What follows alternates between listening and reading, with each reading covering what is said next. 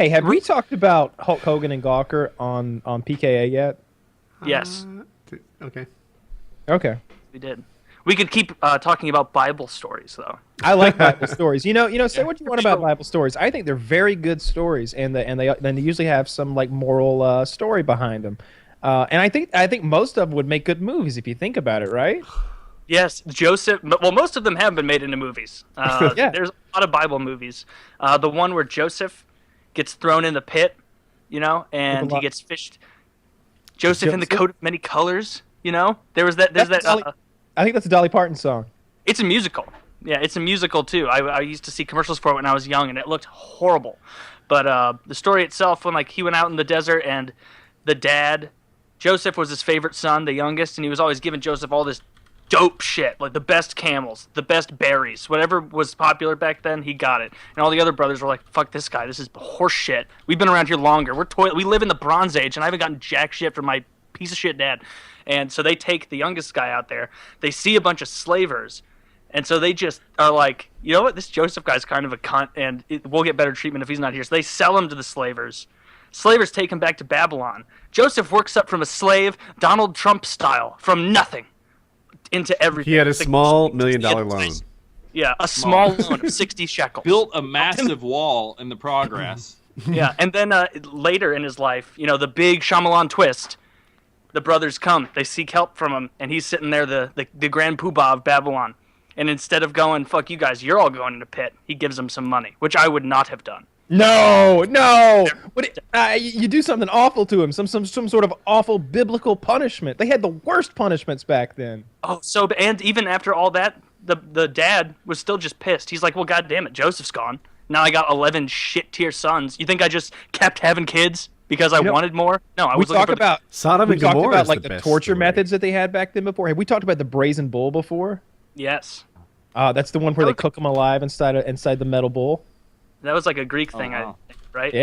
Yeah. And I was just gonna go down that path and say, hey, you want to talk about torture? Because Yeah. like when they boil, like they put those pots and put a rat on their stomach and then light a fire on that, and so the rat would start like clawing through their like stomachs and shit to get it out and everything.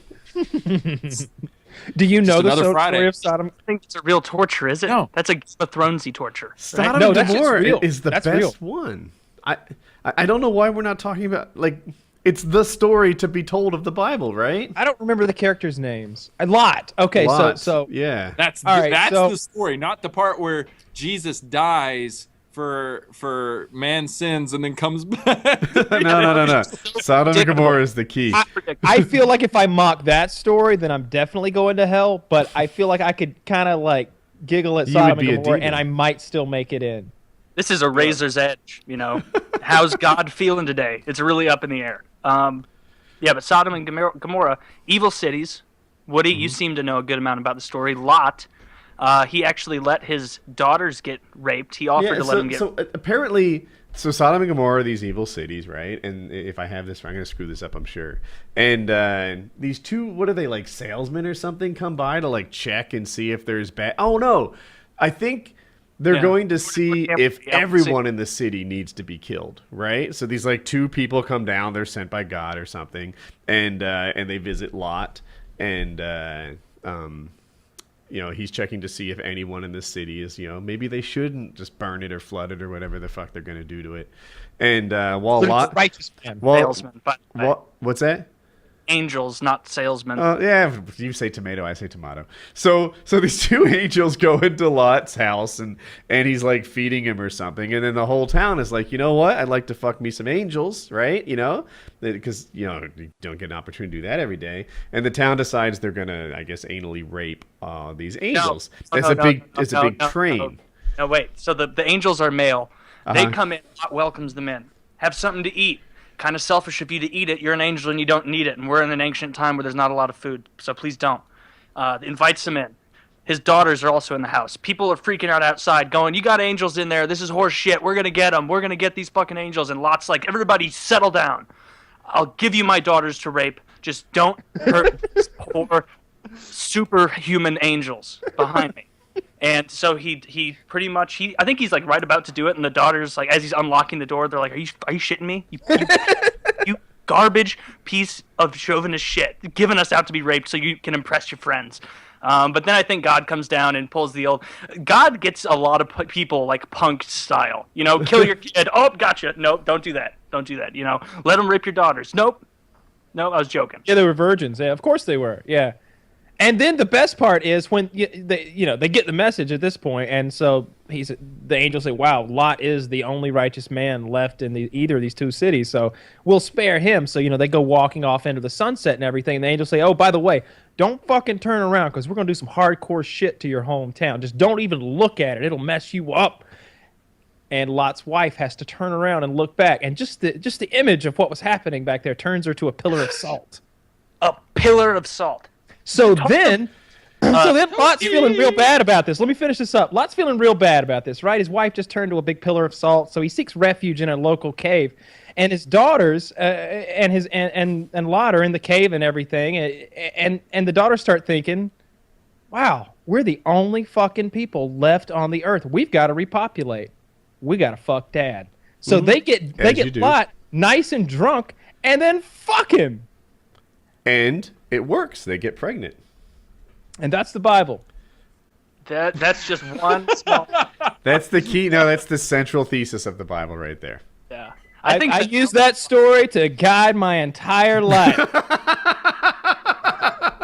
That story and the morals that it teach have kept me on the right rail from the time I was a child.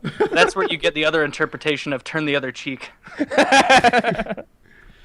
Oh, it's fucked up. Yeah, there's a lot of Bible stories that when you really analyze like what's happening, and especially if you were to apply them to modern day and like modern families and groups of people, they're shockingly out of place at times. But it's God. Yeah, I wish I knew my Bible even better. Like I think there's more references into it, more references to shellfish than there are gay people in the Bible. Only in the argument is like, that God or Jesus never talks about gay people. In the Old Testament, they were very, very clear about gays and about shellfish and about mixing fabrics, lots of things. I know we have to take care of something real quick, but I do want to return to Bible stories. It's fun. Yeah, she really, in the book, she Bathsheba's him, which is, are you familiar with that Bible tale? The story of Bathsheba and King David. I mean, I am, but for Kyle's benefit. For Kyle's benefit. Well, it's similar to this. Gather around, kids. So, King David was a king in Israel, of Judah, after the tribes had broken up. And God fucking loved King David. He said, "You're a man after my own heart." And that means a lot when God's saying it, because he also made a ton of shit people that he would never say that to. So, he's all about David. David was dope. Did everything right. Eventually, he was up on his roof of his palace while a war was going on, just looking around his kingdom, sees a naked chick in a bath on the roof. She's a fox, and he kind of looks at her for a little bit, like masturbates under like the palisade. As you do. And eventually, as you do, and eventually, after like laying sleepless nights, masturbating furiously, hoping God wasn't watching, he eventually is like, "All right, I got to go over there." So he finds out that she's married to this dude named Uriah, and Uriah is a soldier in his army. And they're about to have a big battle. And David goes up to Uriah and he's like, "Uriah, oh, dude, you're just the fucking guy that I was looking for. My God, come with me. Come with me. You are frontline fucking material, man. You are frontline. Show me your arms. Give me a flex. Yeah, this guy." And so he grabs him and pulls him up to the front. He sets him there right in the front and he goes, "You're going to defend my homeland for Judah, for Judah." And then he goes, "But I am going to fight back there because I'm the king. You know how it is." And so he backpedals, goes back to where he is, charges in. As they're about to fight, he goes, "Hey, that first contingent up there? Send them in." Send them all in? Nah, just that guy. Honestly, just send Uriah. So they send that line in. They all just get massacred. They eventually just fall back. He goes back to his palace, goes to Bathsheba, goes, "I'm so sorry. Your husband was tragically and randomly killed in the battle. That we didn't even lose that many people. It was a really freak accident. I mean, I think the casualties were one guy, your husband, shit luck. It's the way she goes. Anyway, you want to come over sometime?" And she, knowing that he's the king and that God is all about her, I believe she says yes eventually. And they fuck. But God and Jesus, one and the same. They were not happy about that one bit. And so they had to send a priest, Nathan, to David at one point and did the whole Shyamalan twist where Nathan described the whole event of, oh, so, this other, he basically says, what would you think about a guy who lusted after another man's wife and sent that guy's wife, or his husband, that lady's husband, to die in a battle so that you could fuck her? And David was like, that's awful. I would never do that. That's shit. And I think you're shit for bringing it up here. You fuck. Haven't you heard to God? God's on my team. And then Nathan goes, and Nathan's a fucking prophet. He had no idea. He had no idea he was a prophet. He just lied to a prophet. That's a big sin. And he's so ashamed. He's like, oh, God, you just Shyamalan'd me with your prophet, and I totally see what I did wrong. But like, I still get to go to heaven, right? And God's like, of course. And so that was it. But it's a big tale, and it really ties in with what happened here. And I think it was probably an inspiration for it. You could make it a YouTube series. I think every PKA you should tell another abridged Bible story. That's fucking amazing. Yeah, Chiz just said you should make a YouTube series, abridged Bible stories. I'm sure some will love it, but I want to cut myself. I think Bible stories are so interesting. They are, because it's like you can see, not to say they're all original, but like the morals that you see there, those are so old and ingrained. It's just cool to see what people thought was good and bad back then, Like today, like 100 years from now, people may look at what we think about morality and transgender people now and be like, wow, they were fucking backwards. Or, oh, wow, they really hadn't gotten around to the gays yet. But like you go to now and a super progressive thinks they're doing the right thing. Back then, like a super progressive was like, oh, beating your slave 6 times. Don't you know there's a 5 beat maximum? You fuck. Wow, look at him, six hits for a slave guy over here. And he thought he was progressive. So it's just interesting to see how that moves. Bible's really interesting. You should read it if you haven't. In all seriousness, it's interesting. Can we let Tucker finish? No, go for it. I want to know what just made that happen. Yeah, I want Taylor to tell us the story of Job. Oh, Taylor, that was lost. It's lost footage, really. So, and it was ruined anyway by my internet connection. So, okay. You have to bring up a moral quandary, Kyle, that would be answered by Job. I can't. This is think of these stories like Magic School Bus. Mrs. Frizz never went out there and was like, "We're gonna learn about the fucking digestive system." It was always because that little fucker with the red hair was like, "I got an upset tummy," so they had to shrink up and go inside. I need a direction, Say something. I guess maybe it would be a good one to tell someone where you need to keep believing and stick in there because it's the right thing to do sometimes. Maybe like never maybe if give you're up. talking about work ethic. If you're talking about work ethic, maybe like it's not about this, it's not about that. It's about it being the right thing to do, and you just do it because it's there to be done, and it needs doing. I don't know, because the story of Job is awful. It's so awful. I was trying to think of just any. That's how bad the story is in the Bible. You take any other parable, and you can be like, oh, the fish and the, fucking bread that he fed everybody with. That shows that he gave everybody a bunch of food. It's a good moral. If you got food, give it to people. Help them out. You can even pull something out of that. With Job, you have to sit there and think, maybe he was, no, because he gets, no, oh, God damn. So basically, Job, the story of Job is, if you read through the Bible and you've made it to Job and you're still somehow a Christian, Job's gonna fucking do you in. You're not gonna. So basically, Job starts out very Game of Thronesy, where everything's being built up. Wow, what could go wrong here? Ned's got a handle on this whole thing. So Job was the best guy in the whole world, and God knew this. And everybody on Job's block knew that God thought that Job was the best. So there's a little bit of resentment right there, right away. Everybody knows that Job's God's favorite. But he earned it. So the devil, who apparently can just quaffly drift into wherever Jesus currently is, Jesus/God, one and the same. That's in later chapters. I didn't mean to spoil it. But don't forget the Holy Ghost. So yeah, there's another one in there. The Trinity. One and a half. Well, half of one. So Job basically good living his life, doing the best he can. Satan goes up to God and says, "Hey, that Job guy, he really loves you, but he's got 12 kids. He's got a dope house. He's got more crops than he needs. He's got a bunch of animals. He only likes you because you gave him all that shit." And God was like, "That's not true. That's horse shit. And I know that's not true because I'm God, like I know this, but anyway, God goes, okay, I'll indulge you, Satan. God often makes a game of indulging Satan at the expense of those he loves most. It's just something about God. And Satan goes, okay. And so Satan goes and he starts making Job's life as fucking terrible as possible. Starts out, what did he do first? I think boils might have been the first one. So basically, the crops die. All of his animals die, and you gotta. It's not like his like 3 pigs died. Like herds and herds of multiple kinds of, thousands of goats and hundreds of cattle. Think of this like a factory farm. He was like a big time dude. He wasn't like, oh no, Tracy and Susan, my goats. Like it was like they didn't have names. They were thousands of goats. All of his livestock just dies, which is basically like all the money you have gone, and a bunch of predators or whoever else is just eating rotting meat. He still is like, you know what, God, that sucked, but I'm on your team. You're going to get me through this. And so the devil goes back to God and he's like, can I try something else?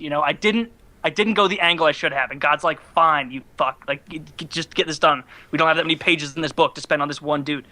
And so he goes back, gives Job's entire family boils, pustules all over their body, erupting willy-nilly, just nastiness. They can't sit and eat dinner together. It's disgusting. No one trusts any kind of food that's creamy or indistinct textures. It ruined couscous for me, Susan. Yeah, God done this to us. Yeah. No more quinoa in Job's house after the boils hit. They all sit there, and Job's family isn't quite as hot on this as him. They're like, God, this fucking sucks. And Job is still like, guys, we're sitting in a dope house. All the animals are dead, but we got food right now. God's on our side. So what if we're itchy for a few days?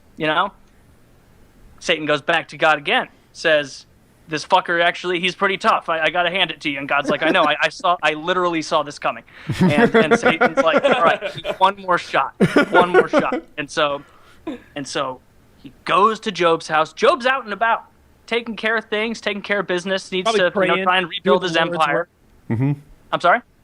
He's probably doing the Lord's work out there. He's proselytizing or whatever you call it. He's out there finding new followers. Yeah. Woke up tender to the bone, and he's like, I just have to spread the love of the Lord. And so he's out there doing his thing. The rest of Joe's family is sleeping in. Like, this is fucking bullshit. God comes down, watches as Satan collapses the whole house on all of Job's children and his wives.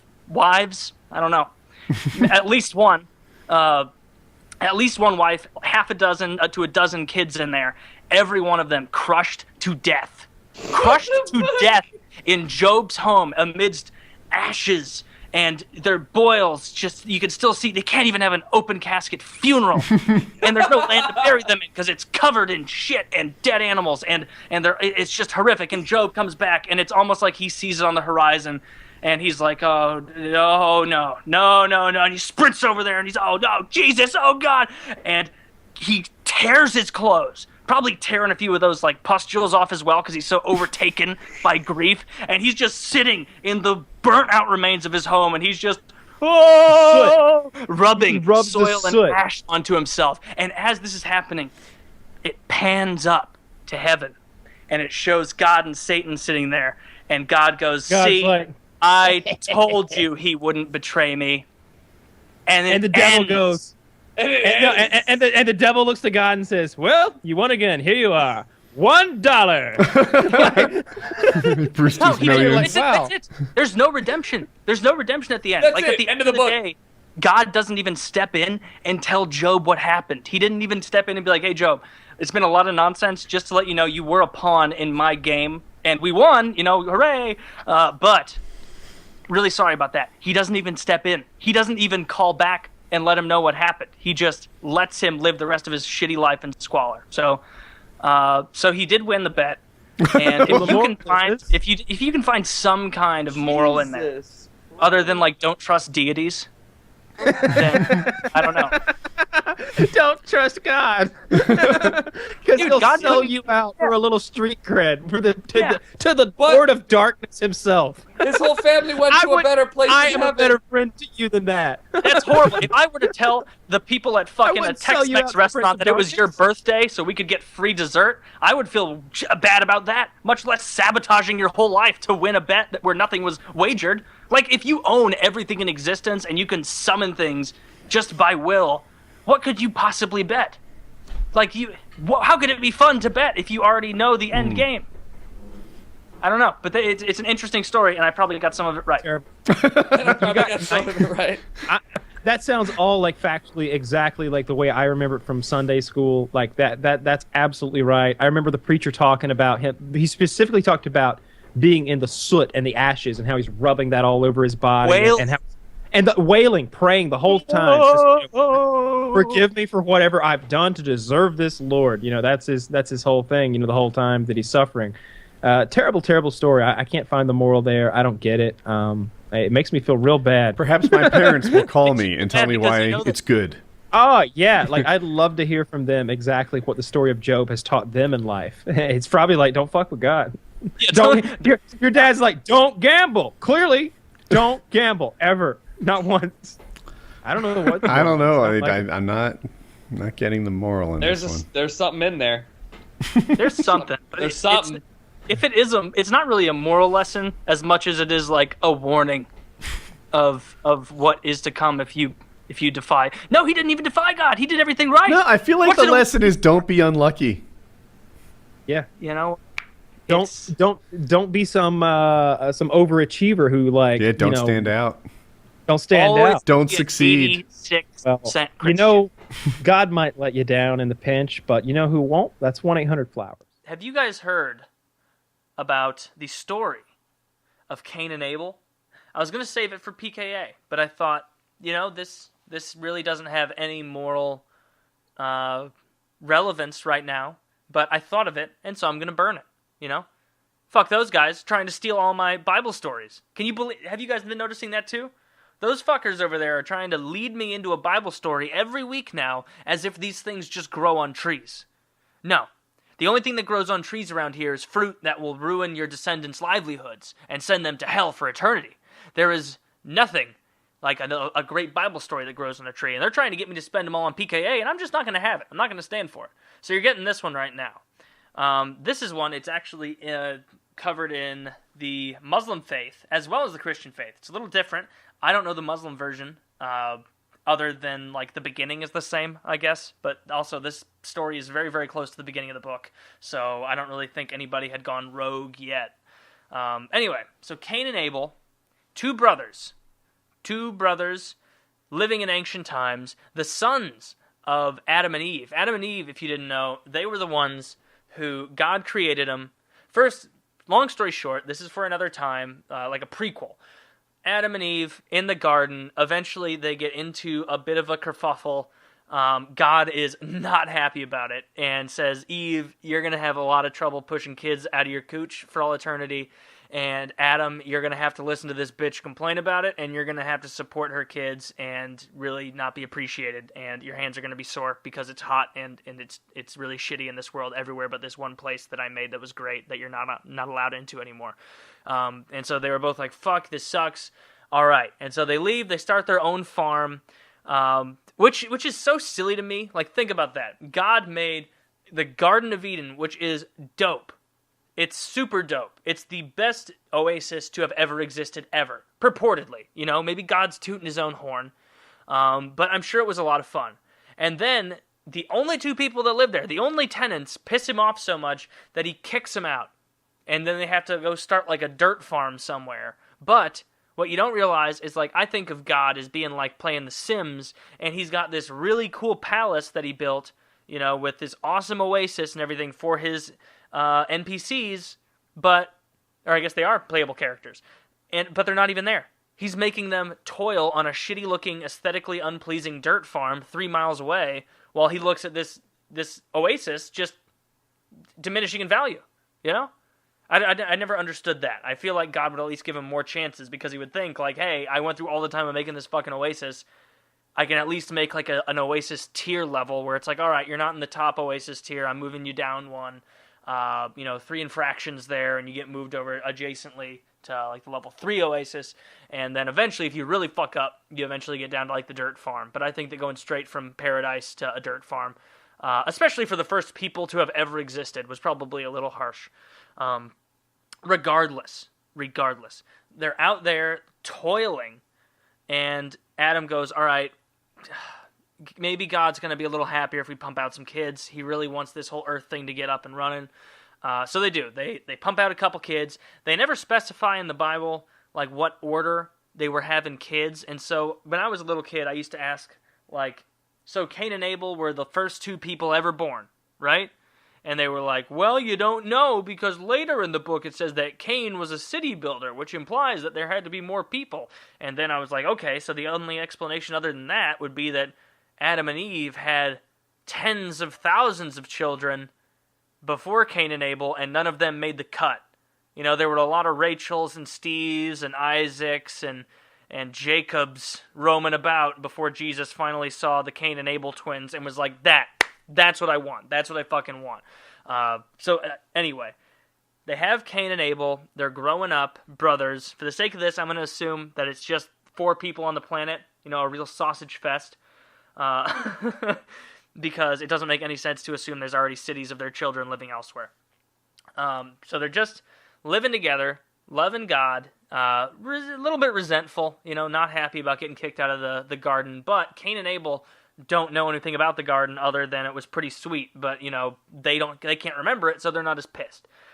They've only ever known the dirt farm. So God, at this point, still chit-chats with all 4 of them. So it's like a sitcom almost. Like a Seinfeld with someone screaming down who's benevolent.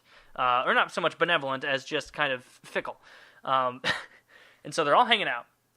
Adam, Eve, in the house, making dinner. Cain and Abel. Cain is a farmer. He farms plants. You know, he's got corn. He's got peas. Other vegetables. Assorted fruits, maybe. I don't know.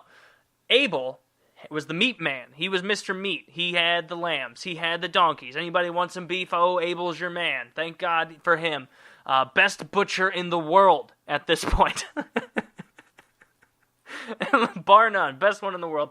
And for some reason, they were both like, all right, it's been a couple weeks. We haven't sacrificed anything to God. Let's round up the best of what we got, burn it for God, sacrifice it to him, and he'll be really happy with us. And they both go, all right. Cain goes on over to his fucking farm, chops down the best bits of corn, the best soybeans, the best beets, you know, all of the colorful stuff. Like, this was not the vegetables that come on the Big Mac. These are the vegetables that are on the poster for the Big Mac. He was like, you know, I'm taking the best carrots, I'm taking the best potatoes, all of it. Puts it down, shows it to God and goes, hey, you know, look at this. This is pretty great, right? Just as that's happening, Abel comes over, and Abel's brought, like, the firstborn of every one of his livestock's kids. And he's like, hey, God, I'm about to take this knife and slit, like, all 8 of these animals' throats and let them bleed out right here because I think you're dope, I appreciate you, and I got your back. And God is watching both of them. And at first, God was like, he looked over at Cain's plants, and he wasn't, like, psyched about it. Like, it's kind of like when someone brings, I don't know, what's a good example? It's like when someone brings vegetables and ranch dip to a grill party, or, you know, you're watching the game at your house, and you have some friends over, and somebody brings beer, somebody brings chips, and somebody brings, like, fucking carrots to dip. It's like, fuck you. Like, you knew that we didn't want this. You knew none of us wanted this, and yet here you are. And that's exactly what God did. God looked down at Cain's offering, basically, like, spit at him in frustration, and was like, this is some bullshit. I don't want plants. You knew that I didn't want plants, and you still got me plants. He looks over to Abel, and Abel, by now, is cutting the 4th head off of one of those lamb children, and God's, like, loving it, masturbating up there to the thought of that warm blood seeping into his earth, his dirt farm. He loves that stuff. Like, old school, Old Testament God was a tribal blood cult that demanded sacrifices. And so that's not bashing it or being some like, ooh, I'm fucking enlightened and whatnot. It's just the fucking facts. Read the book. So, Cain is livid. Cain is more upset than he's ever been in his life. he didn't even know you could be this mad at someone. At first he's mad at God, but then he's mad at Abel. He's looking over at Abel and just seething with anger. Cut to black, it's the next scene.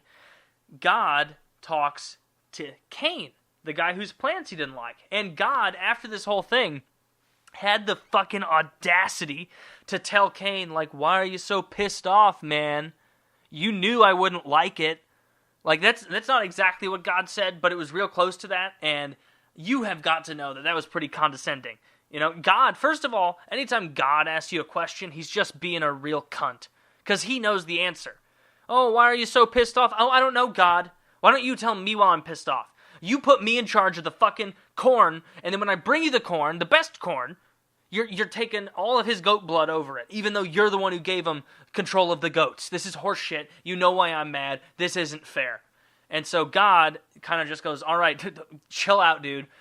You are so pissed off for no reason. You knew I wouldn't like it. Stop acting like you thought I would like this present. You know too much about me to think I would like this present, and so for you pretending that you think that I would like this present is actually really hurtful, Cain, after everything I've done for you. So I'm going to go hang out with Abel some more, and you just talk to me again when you get some fucking animals with blood in them. Really sassy talking back and forth. God did not do this in later seasons. He only does this very early. Where he directly contacts his players. So Cain, just as irate, goes over to Abel, tells Abel, hey, come with me to this field. We should get more stuff to sacrifice to God. And Abel's like, well, but we just did that. And Cain's like, oh, whatever, just come with me. That's the point. The point of this is come with me. You shouldn't be suspicious. There's no such thing as murder yet. Come on. And so they're headed out to the field, and when they're way out in the field to where Cain thinks that God can't see, Cain kills him. Just, boom! Kills his own brother. Abel's dead. Abel is dead. And Cain knows that God is going to find out. Because immediately after he kills Abel, he's just like collapses and is like, oh, fuck! Like, there were 4 people on the planet, and now there's 3. That's a 25% decrease in one day. The guy, he's gonna fucking notice. Like, even if he doesn't know our names yet, he's gonna know. 1, 2, 3, I have a 4th. Where is he? Oh, I checked the whole world. He's dead over there. Fuck you, Cain. And so he's terrified. I can go into this next part a little more later, like a part 2 thing, but suffice it to say that Cain was cursed, called the Mark of Cain. A lot of people thought that means that he was black. I don't know what that means. I know what it means to be black. I just didn't think that that's what the Mark of Cain meant. It was basically saying that, hey, don't kill this guy because he's destined for suffering. So maybe it was like a swastika on his forehead or something. Anyway, God sends Cain away. Says that Cain is like a city builder and whatnot and has a pretty successful life. But it comes off more that Cain lived a life of like a real estate entrepreneur. And even though he made a lot of money and was successful, he never could quite get over the fact that he knew God hated him and he was going to burn for all eternity in hell as soon as he died. That would put a damper on any plan, but, Cain was the first murderer, and Abel the first murder victim. So there you go. That, I'm pretty sure that I got more of that right than I got the Job story right. And actually, I got the Job story pretty spot on, aside from the last part where someone's like, oh, Job got his stuff back twofold, so it was really okay, but it's like, no, he fucking didn't. I guarantee even if he got twice as many fucking cows and goats and a bigger house, he still wasn't happy knowing that his entire family was murdered and crushed under the rubble, covered in boils. Probably wasn't happy about that. Even worse than that is if God just sent back like 2 versions of all his kids. Now it's just upsetting in like a zombie scenario and nobody wins. Now people dislike you even more on the block. But I guess you need that. You need more kids to take care of your bigger farm. But I don't think they gave him more kids. Probably just more slaves, because slavery was cool at the time. Anywho, let's get to some questions. Because that was... I just took a long time to get nowhere right there. But anywho, hopefully you enjoyed that. Leave a comment with more Bible stories that you guys want to hear about, And keep in mind, I will not research them, and I will not look into the facts of what is written down in that book. I'm going to go by memory, and I'm going to stand by whatever I say. Because... most of these are pretty close. I'm pretty proud of myself. I'm pretty close to most of these stories. All right.